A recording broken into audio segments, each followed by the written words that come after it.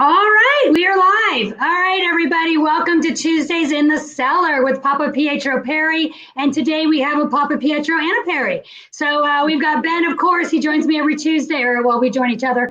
And then we talked Renee Perry into joining as well. So once again, we're all sheltered in our place. We are all in our respective homes. So cheers to everybody.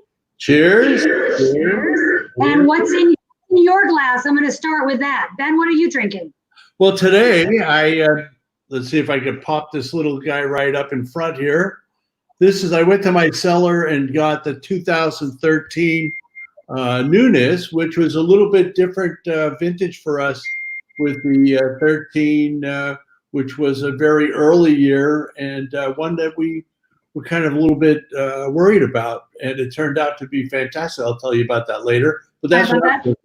I'm going to one-up you because I copied you. Good mind things alike. Look at this. I've got where is it? 2011 Newness.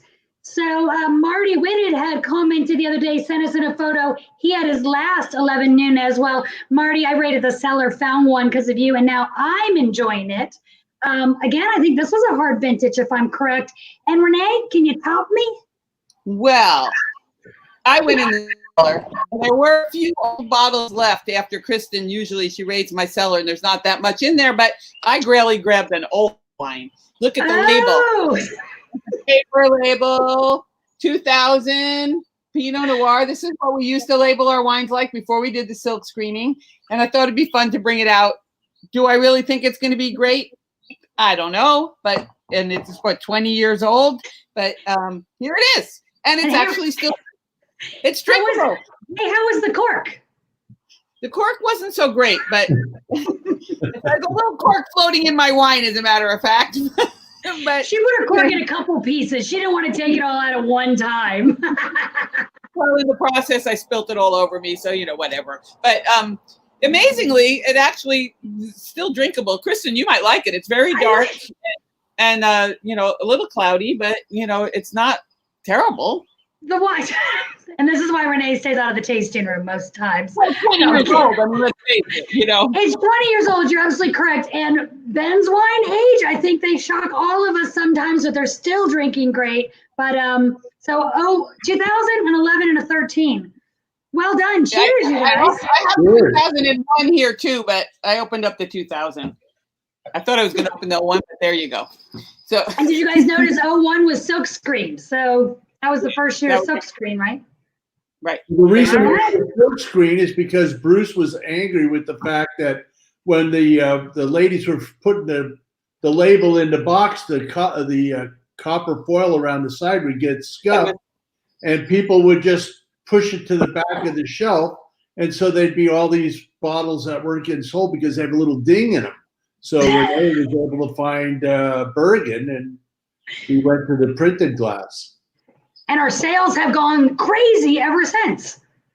And here we are today. And here we are today. And what a journey it has been. So tell me a little bit about the beginnings of Papapietro Perry. Well, I'll start with the fact that I wanted to be a home winemaker. So I started making wine in my basement in 1980. And over the years, both Bruce and I were friends for years at the newspaper, and we used to get together and have dinner every once in a while because both of our wives worked late on their jobs. So he and I would get together and we'd cook dinner at his house or my house, and we'd drink a lot of different wines. And we were drinking some of the wines that I was making. And he said, geez, I'd like to do this too. So it took him a little while he was doing fantasy football. So he decided like in 2005, he wanted to make wine. So he and I set out to make, we started out to make Pinot, but when you know it, there was very little Pinot around in those days. So we were making Bordeaux blends. We got Cabernet Franc, Cabernet Merlot, and we were making these Bordeaux style. Mourvedre. Did we make Mourvedre ones? Yeah, Mourvedre, yeah. Bull's blood. We thought that it stained my press completely. But so we had a hard time finding grapes though. And one of the places, one of our early vineyards was Lone Redwood Ranch.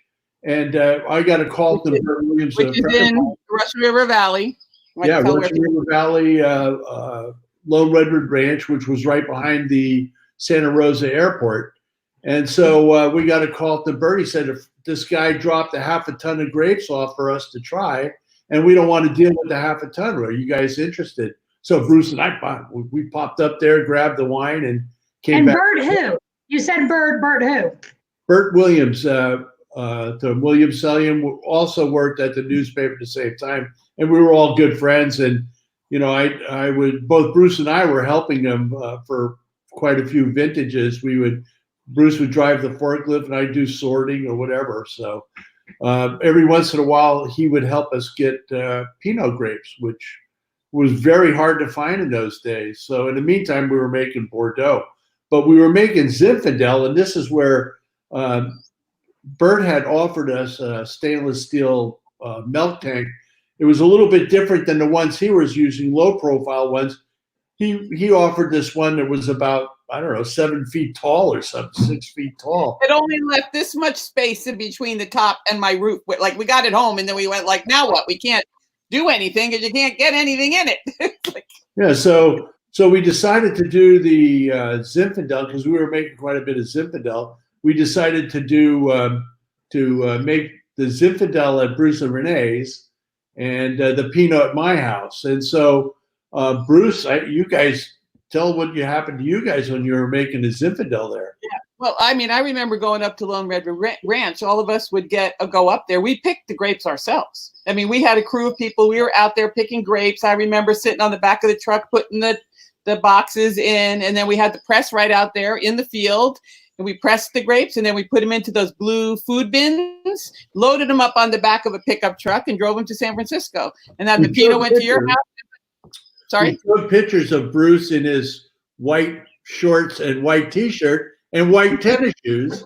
Yeah, there you go. Doing that. And then, so the Zinfandel was at my house, and you know, Bruce, it'd be fermenting downstairs. I would go to work every day. I still worked at a full-time job, and you come home and open up the garage doors, and the smell of the must would just knock you over because the whole garage was filled with grapes.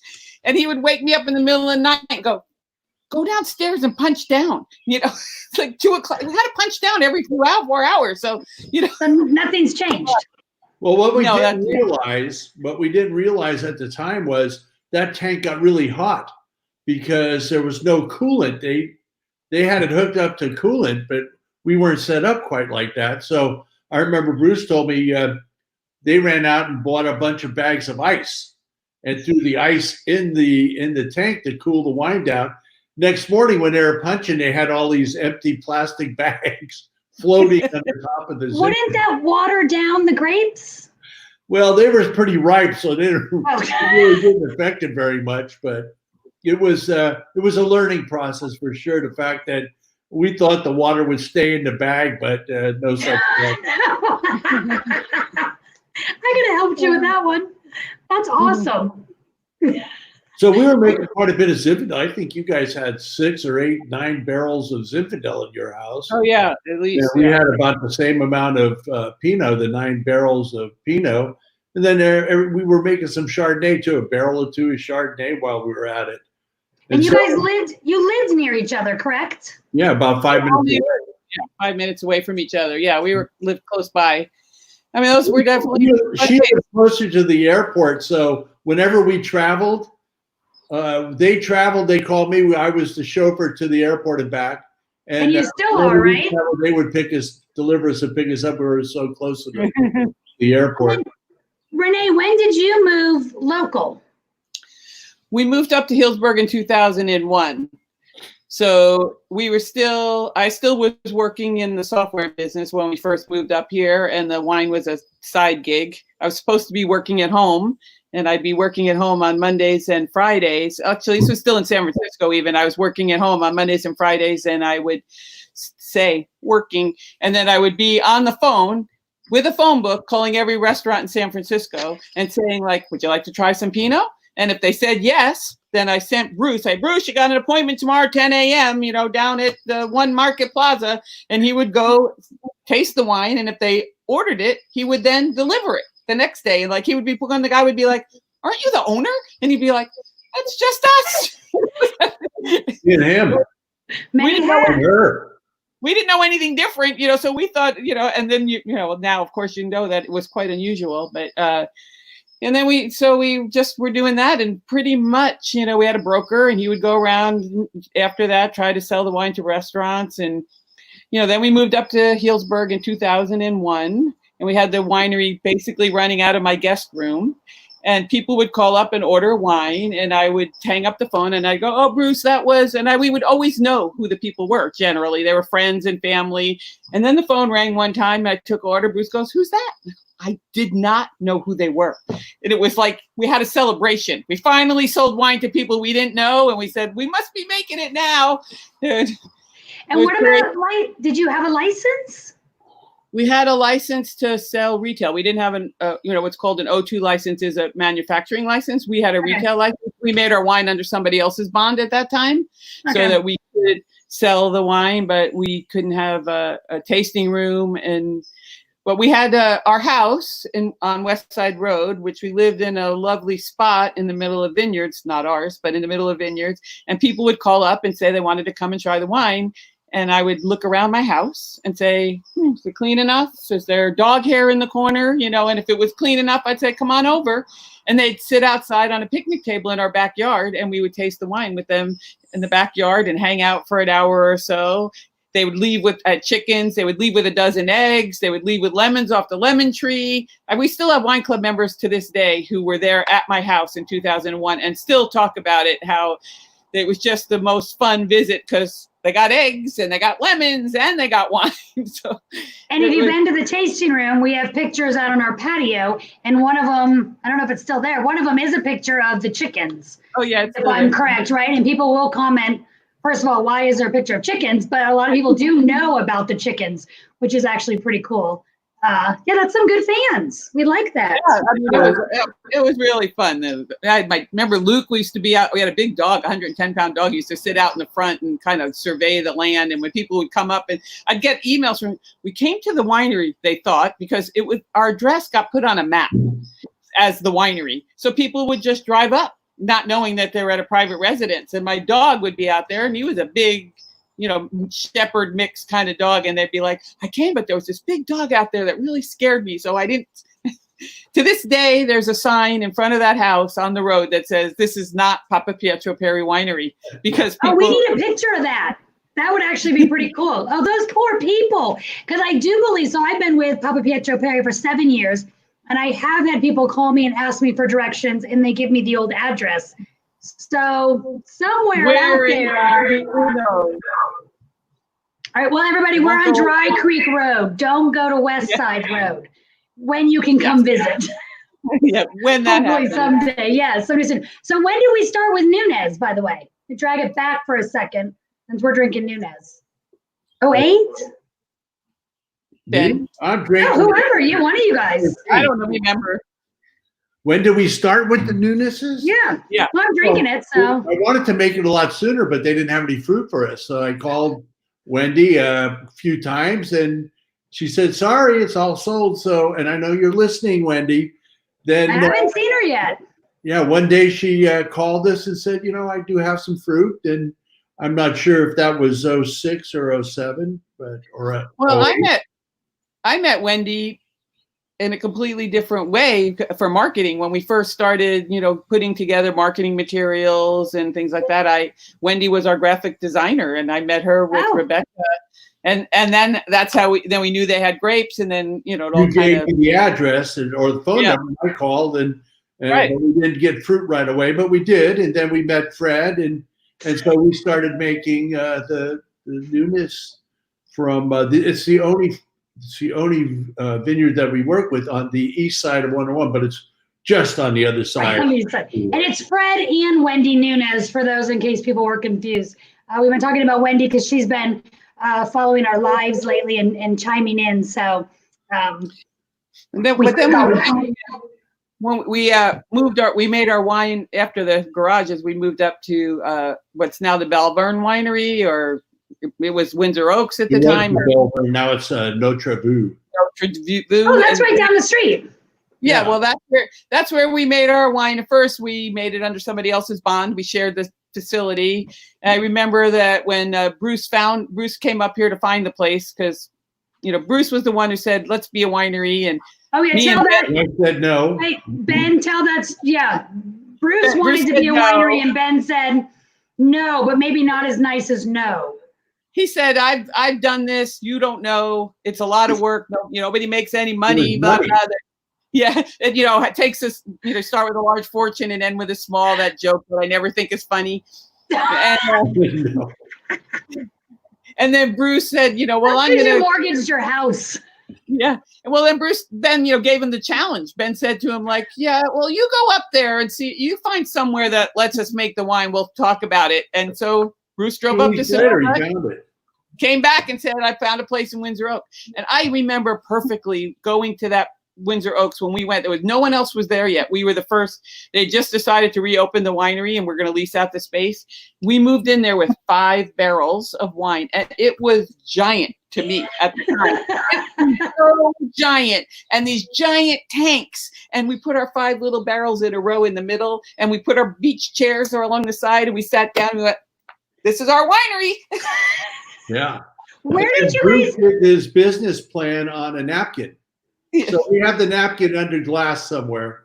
I can only imagine. Where did you guys get your barrels in the early days? Well, I had been making wine in my basement for a long time, so I had a relationship with Mel Knox of Francois Frères. So we had been using Francois Frères for at least 10 years before we moved up to Windsor Oaks. So when we did move up there, which was a fantastic place to move to, was ours.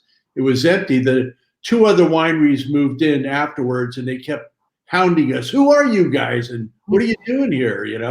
But the general manager of the property said, "We grandfathered these guys in, so just get over it. They're here, and you'll be happy that we're here." And so we also cooked and took really good care of these guys. And so Bruce and I lived for the whole harvest, we lived on a dirt road behind the facility. So I lived in my Chevy Astro van. And the first year, Bruce rented a flatbed truck, and he slept put a cot on top of the flatbed on the road, and he slept on the flatbed. And then the next year, he expanded out to a tent with a couple of cots in it. And then when we finally hired a couple of guys, at least one guy to help out, and then we rotated another guy in, we bought a small camper, the Cobra, and stuck the crew in there, and we all lived on a dirt road behind the winery. And then we set up a little campground where we had a kitchen table and some lights and a barbecue pit and a 2-burner gas stove and a sink with a hose where we had cold water. We were living the life then, man. So from 98 through 2004 harvest, I lived on the property, and Bruce lived on the property till he and Renee got the place at 444 West Side Road. And then you moved in with us in the harvest time. I slept there when on really the cold nights too. I moved in. Don't take offense at this, but you guys are also old hippies, correct? What? Don't take offense at this, but you're also old hippies. Oh yeah, we are. Like normal doing this stuff. Yeah. Okay. But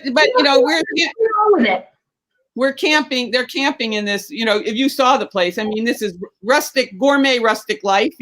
Considering, but they made these unbelievable meals. I mean, nobody was eating hot dogs and beans. It was like fancy, delicious meals every single night. And then people would come to taste. Remember when Michael Jordan came to taste wine? Tell that story. Yeah. And wiped the shirt with those guys on that dirt road, and he came up, and you want to tell that. Well, let's clarify who Michael Jordan is, not the basketball star. Okay. Not the tall black Michael Jordan, but the short white Michael Jordan from Disneyland. He was the sommelier to the stars, and he handled all the wine at Disneyland. Was the Compass Rose, Napa Rose. And so he was one of the very first professionals that found us. He heard a story about a couple of guys that are making these good Pinots on a dirt road somewhere in Sonoma. So he set out to find us, and he did. And ever since, he's been very supportive of us. In the LA Times, he did a sommelier weekly article, and they asked him what his favorite Pinot was, and his response was our 2002 Peter's Vineyard, and it put us like people started hearing about us. Yeah, he really helped us out. Randy Peters joined us last week on Pinot Time last Thursday, and Randy was explaining that one of the reasons he began working with us too, besides the envelope of cash, was your dinners. Yeah. We came around that's why he's still our friend. I think that's why he's still our friend. I think so too. I remember the story of Michael Jordan, where it was time for him to taste, and we're out camping, right? So somebody picked. I think Rose, my niece, was working harvest or something, and she picked up a wine glass and wiped it with her T-shirt, and then handed it to him. It's like, oh, oops. But, yeah, it was not a fancy operation in those days. Yeah, that's for sure. And then we got to move over to Timbercrest Farms, which was, Randy called us up one day. We had been looking to have a tasting room, and Randy called us up, and Randy Peters, and said, I think I might have a place for you. Timbercrest Farms is a property that used to just have processed fruits, dried fruits and nuts, sun-dried tomatoes, dehydrated vegetables, and they decided to stop that business and convert everything to wineries. And so he called us up, and we went up there to look at the place where we are now. I remember Ben and I walking through there with Bruce, and we're all going like, wow, this is so big. How are we ever going to fill it? I just can't even imagine, and now we have 2 buildings that we filled. And yeah.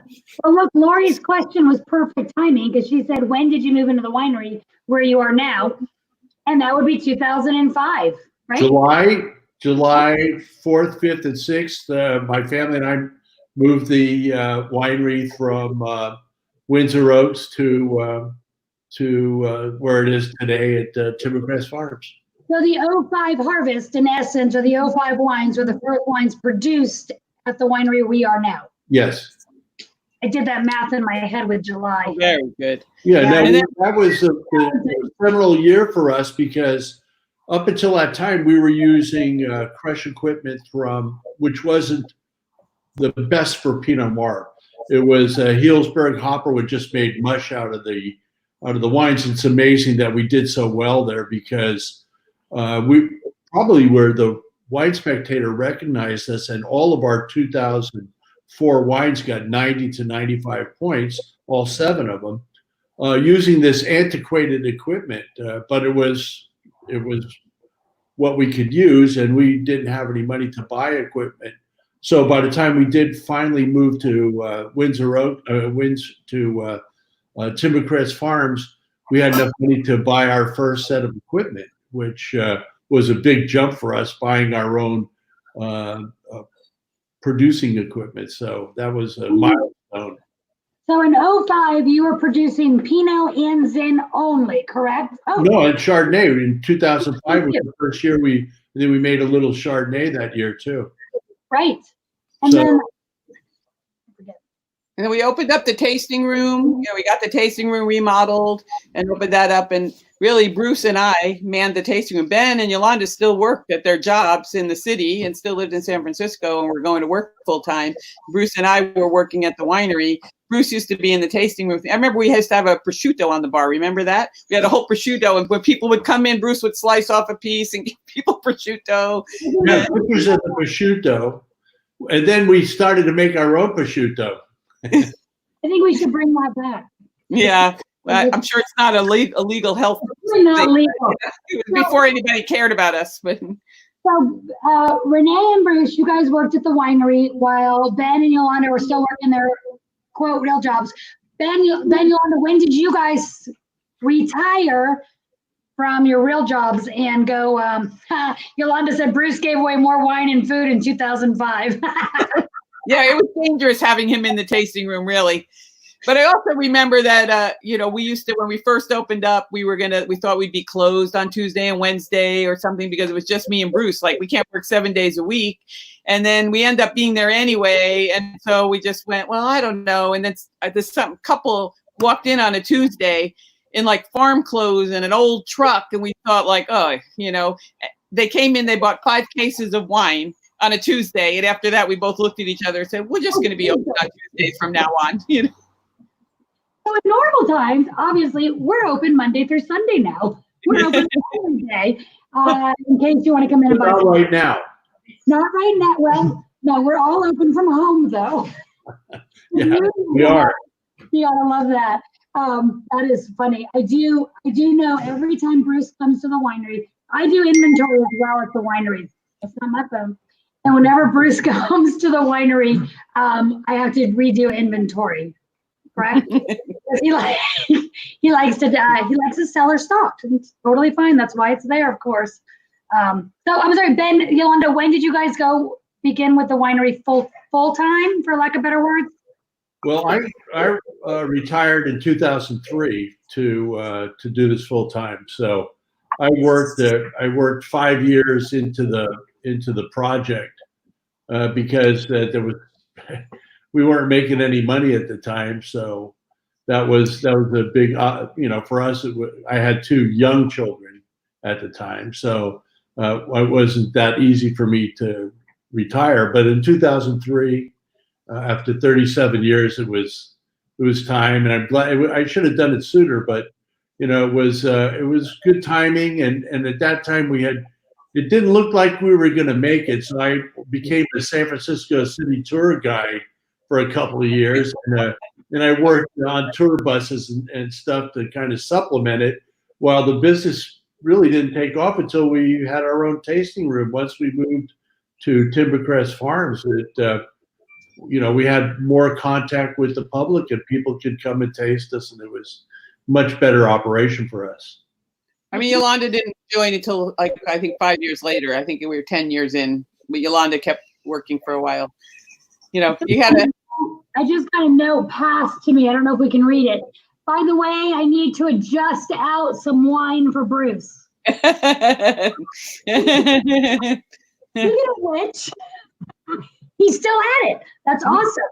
Even from a distance. Daryl just wrote in that our wine was recommended to him while we were tasting at another room down the road in 2006. And he met Renee and Bruce at that time, and he's been fans ever since. I enjoyed the wine, and I totally recognize your name, Gerald. That's awesome. We love it. We've actually got some, Ron, Karen, Jenny, Kimberly, Jonathan, Michael, James, Jillian, Robert. We got lots of fans piping in on here, which is awesome. And we love sharing the stories, which is super. It's really fun to look back. We just, in a million years, we never thought we would be here. Right, Ben? I mean, when we sat around our kitchen, with Bruce and his napkin, we all went, yeah, all right, okay, well, Bruce said, me and Ben will make the wine and do everything. And Renee, you just need to make a couple of invoices and do the computer stuff, and it'll all be fine. And then before you knew it, I had the full-time job first, because running the wine business really takes all the time. And then the winemaking happens seasonally. So, it was a interesting thing, and here we are. We couldn't be happier that we did what we did, and we made the change. It's a lovely way to spend the second half of your life, living a good life around. It certainly beats selling software, which is what I did, and all I ever got was complaints. Now everybody's happy and they're drinking wine, and it's a good life. Who's not happy when they're drinking? And I'm very happy drinking my Newness 2013.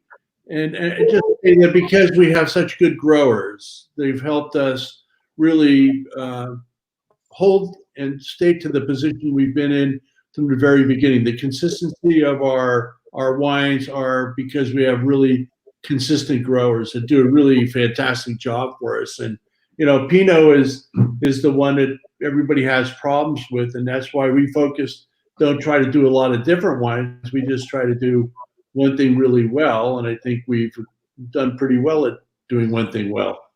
Well, and quick question I have, what's with the logo? Where'd all the peas come from? Or, I'm sorry, I gave it away. Yeah. What's the logo? Well, my supervisor at the newspaper's daughter was taking graphic arts at State College and was looking for a project to finish for her grade. So I talked to her, Christina and Anderson, and we started talking about doing a label for us. And so we kind of threw up some designs and thought. I had some clip art thing that I was using on our business cards, and it was a takeoff of the piece, kind of on a slant. It was similar-ish. Yeah. And then we started with that, and we gave that to her, and then she came up with it, and we liked it because it was all the P's for the Papapietros, the Perrys, the Pinots. I mean, it just seemed like it fit our idea, and the only thing I should have named it Perry Papapietro. I don't know what happened there. I was going to throw Renee a question and say, Renee, as I do. I lost my mind for 1 minute. I don't know. Perry and not. Well, my alphabet A comes before E every time. I don't know what. I mean, really? I asked Renee once off camera, and Renee's like, it just sounded better. It sounded good, and it looked better on the label, the way the bigger name on the top. I don't, really, there was that. But, in hindsight. Cellars. We had it, it was Burrow Cellars and. Oh, yeah, right. Nothing wrong with that one. Well, so this is Ben's pet peeve, walking into the winery holding your bowl, and Renee's is calling it Papapietro. So there's everybody wants to shorten the name, and they always go, I love that Papapietro wine. Papapietro Perry. You guys like alliteration. That's what I think. Well, in the back, it's always Papa. Yeah. Papa. I do say Papa sometimes, or PPW. I'll do that one as well. At least they get a P in that way, but You're both in that way. All right, well, I'm going to wrap this up a little bit here. Frankie, thank you for joining in as well. We all love Frankie. Or PPW wine. You're right, Yolanda. We do say that. Oh, or PPP. True. We're getting all the. Oh, I've heard Black Papa as well. That's from Puerto Rico. But anyways, thank you everybody for joining us. We were enjoying our Nunez. We didn't get too much into the wine because we were busy going down going down memory lane. As a reminder, every Tuesday for the next couple of weeks, Ben and I will be on here. Renee, you're amazing. Maybe we'll have you back. Maybe we'll talk. See what kind of reviews I get. What reviews you get. I'll be in touch with your people. But Tuesdays in the cellar. Go in your cellar, just open a bottle of wine. Join us. We love it. Thursdays, Ben and I are back this Thursday with Pinot time. I forget which two wines we're drinking, but Dan's going to look that up for me. So Pinot time on Thursday. On Thursday, we're doing clone wines, Pomard and 777. So 16 clones. 16 Pomard, 17 Pomard. Right? No, 17s. 17 Pomard and 17 777. I think. Jeff, I saw you were on here earlier drinking the 16 Pomard. So if you have a 17 Pomard, plan to open that Thursday with us. Karen's excited about the 777. That's her favorite. And then we did a virtual tasting on Saturday with Nancy, which was phenomenal. We had about 60, 70 people.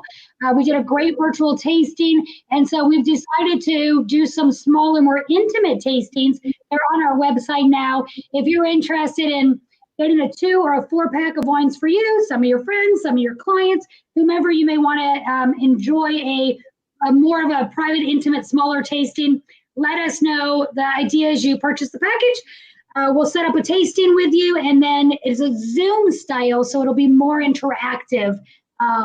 Super exciting, but we look forward to seeing everybody on Thursday with some more wine. Yes, cheers. Cheers. Look forward to seeing everyone. Nice hanging out with you all. Thanks. Thanks, Renee. Thanks, Ben. Bye. Bye. Cheers.